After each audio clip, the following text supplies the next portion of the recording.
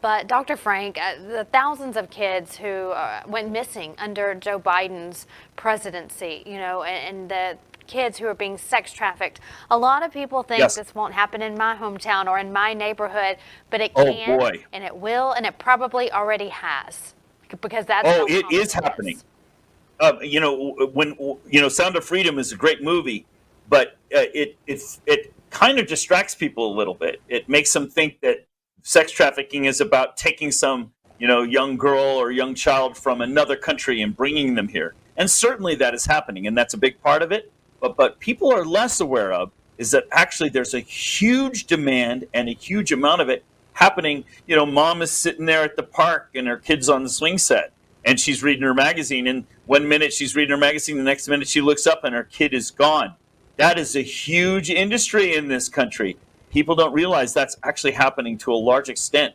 I met with a parole officer recently. I don't want to give away identities, but it was a parole officer in a Midwestern state. And he has 20 cases going on at any given time. They're 6-month-long cases. People come out of prison on parole.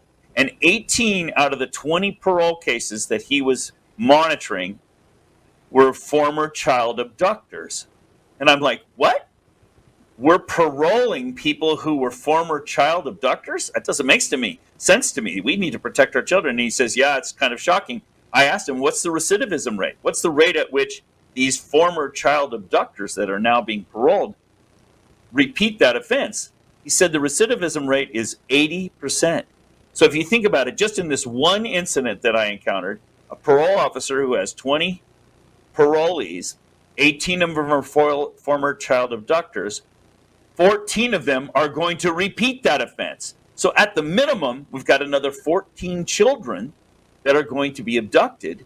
And that's not importing children from Central America. That's mom sitting in the park one morning and her 3-year-old child suddenly disappears. That's what's happening. And the parole officer said, it's devastating. He says he has to read these files of these guys because that's his job. And he says that, 20 years ago, what would happen is these perverts would, steal a child like this and they'd have their way. And when they got tired of that child, they would just bury him in the forest somewhere. It sounds it's just painful to talk about. But they would bury him in a forest somewhere. He says, but nowadays it isn't that way anymore. He says, now the demand is so high that these guys, when they've abducted one of these children, when they're done with them, they sell them. There's a black market for them. They're worth $5,000 a piece. And so these guys can actually make a living abducting children. The demand is so high. So really, I think of the sex trafficking industry as really a symptom of a deeper spiritual depravity in our country, that the demand is so high for that. So I don't know.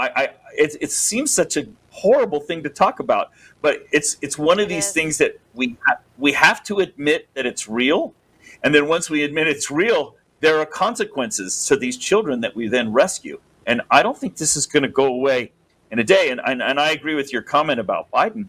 Biden enables the border for a reason, because that's a huge industry. Trump's cut that off. That's only going to increase the demand within the country. So I don't know. It's painful to talk about, but we have to deal with it. You have to, because that's reality. That's the reality we're living in. And so I'm so appreciative of you, Dr. Frank, and coming on and talking about this big fundraiser that is going on next month. How can people, if they're watching at home and they want to help out, give us that website one more time. People can get involved and donate and do what we can for our children. PeaceOfHeaven, PEACE, like peace. It's a nice pun because they're going to generate a little piece of heaven on earth too.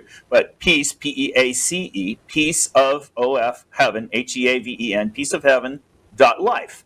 That's where our objective in this endeavor is, to create little paradises on earth where these children who've really experienced some pretty serious trauma, to have a spiritual rejuvenation and a spiritual opportunity, as well as emotional and physical, to get their feet back on the ground. So PeaceOfHeaven.life.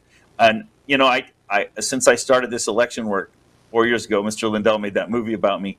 Suddenly everybody knew who I was.